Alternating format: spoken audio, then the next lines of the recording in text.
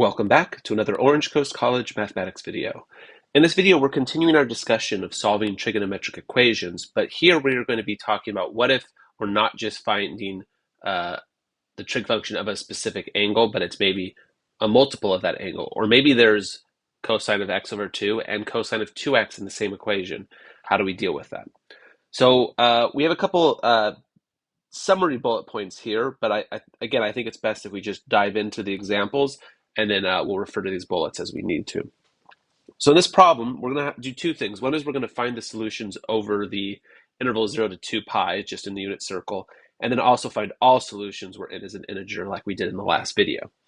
Well, let's start by just solving as we normally would. I'm going to subtract radical 3 from both sides to get 2 cosine of x is equal to negative radical 3, and then dividing by 2 will give me cosine of x is negative radical 3 over 2.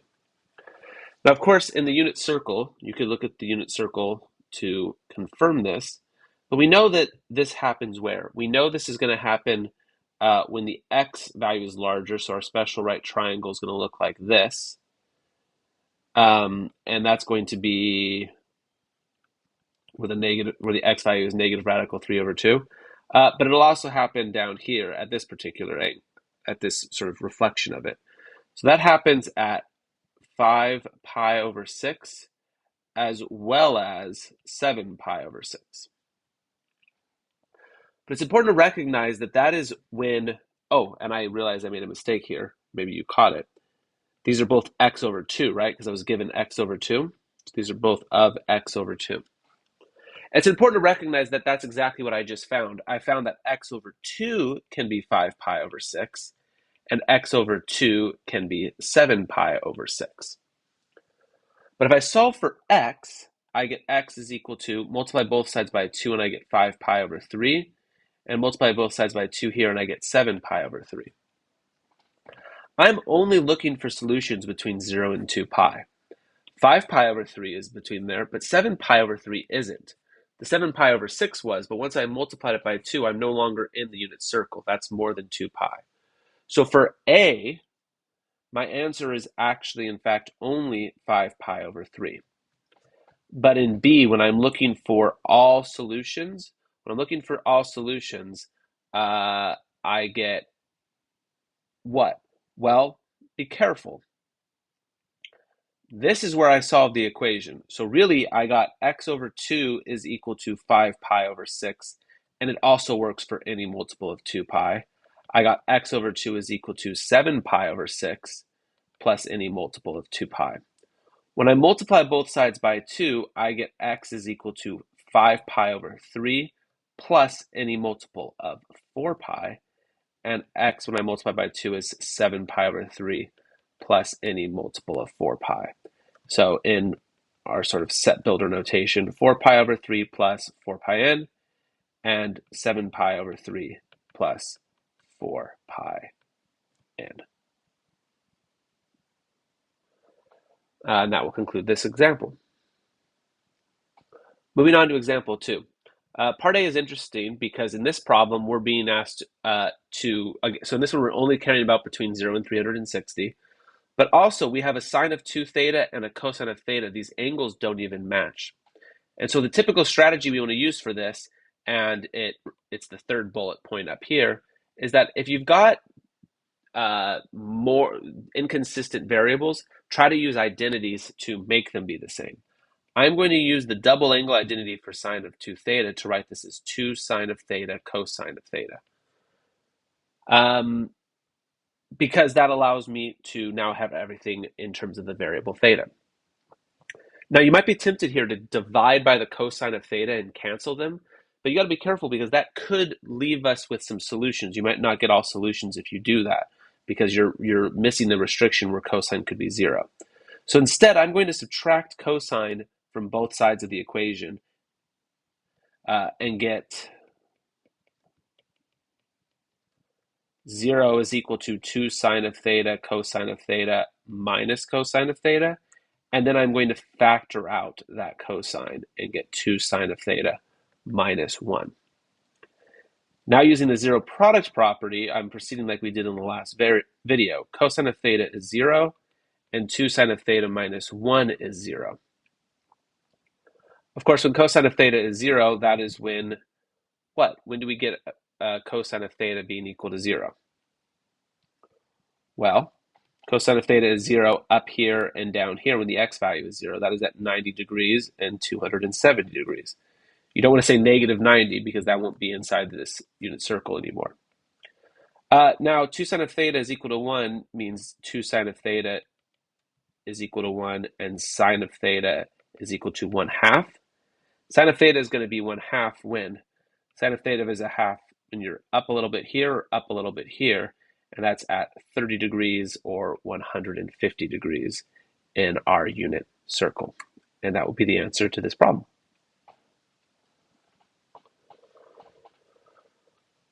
All right, in this particular problem, we've got what? We've got a negative 3 to add to both sides to get 2 cosine of 3 theta is equal to 1. You can divide by 2 and get cosine of 3 theta is equal to 1/2. And therefore, 3 theta can be what?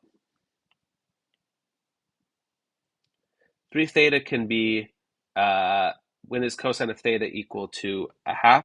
Well, that can be from the unit circle up here at, we're in degrees, so at 60 degrees, or down here at 300 degrees. So it's true that we get 30 degrees and, or not 30 degrees, rather, we get 60 degrees and 300 degrees. But remember what happened up here. Just because we got those two values, we ended up with one less answer. And that had to do with the fact that we were multiplying by this 1/2. What started off in the unit circle was not in the unit circle in the end. And so we need to be careful with that in this case. So how can we handle that? Even though this is not asking us to find all solutions, I'm going to start as if it is, plus any rotation of the unit circle to both of these. So this represents all solutions. Now, if I divide by the 3, I end up with 20 degrees plus 120 degrees n. And I get 100 degrees plus 120 degrees times n. Why is that useful? Well, I can now start adding multiples of 120 to see what all I get in the unit circle. I'm going to get 20 degrees, plus 120 is going to be 140 degrees, plus another 120 is going to be 260 degrees, plus another 120 would be 380. Oh, okay, that's too much. That's past the 360. How about over here? I get 100 degrees, plus 120 is 220 degrees, plus another 120 would give us 340 degrees. So these 6 solutions here represent all solutions for this particular equation. I just kept adding 120. And by the way, the fact that I got 3 for each of them is not a coincidence. It does have to do with the fact that I'm dividing by a 3. So I end up with 6 solutions here. All right, let's go ahead and do another example. In this problem, we'll jump right into it. We're doing the same thing as the last one, except instead of between 0 and 360 degrees, we're between 0 and 2 pi. I'm going to divide both sides by 7, just trying to isolate the tangent. Tangent of 2x is equal to 1. All right, now that I have the tangent of 2x is equal to 1, I know that tangent of x is 1 when? It's 1 at 45 degrees, or pi over 4, as well as 5 pi over 4. So I'm going to get 2x is equal to pi over 4, and 2x is equal to 5 pi over 4. But I'm going to do the same thing plus any rotation of the unit circle, in radians this time. When I divide by the 2, I get x is equal to pi over 8 plus pi n, and x is equal to 5 pi over 8 plus pi n. So yes, pi over 8 is an answer. But if I add pi, I get 9 pi over 8, which is still in the unit circle. Another pi will take me out, though. 5 pi over 8 is a solution. And if I add another pi, I get 13 pi over 8. Another pi will take me out of the unit circle. So these 4 solutions here are all of the solutions to this equation. All right, moving on to the last example.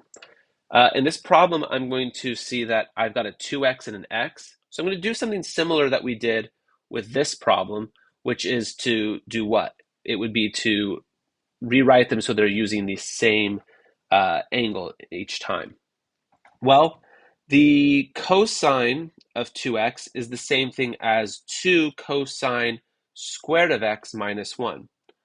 I'm choosing to use this one, 2 cosine squared of x minus 1. Remember, there was 3 different identities for the double angle of cosine. But this cosine and this cosine are now going to match. So it seems like the good one to use. I'll add that cosine of x over so that this is set equal to 0. Okay? We'll factor 2 cosine of x, cosine of x. What do I have to add? I've got plus and minus 1 are the only real factors of this. Does that work? Plus 1 and minus 1 seems to make the multiplication work out. Again, you can always consult our factoring videos if you'd like. Well, this is the 2 cosine of x minus 1 equals 0, or the cosine of x plus 1 equals 0, which means cosine of x is equal to a half, or cosine of x is equal to negative 1. Well, when does this happen? Cosine of x can be 1/2 at up here at 60 degrees, or pi over 3, or down here at 300 degrees, or 5 pi over 3. So I've got pi over 3 and 5 pi over 3. And cosine of x is negative 1 only out here at 180 degrees, or just pi. So pi over 3, 5 pi over 3, and pi are the 3 answers to this trig equation. That concludes this video, and if you're ready, you can now proceed to the next one.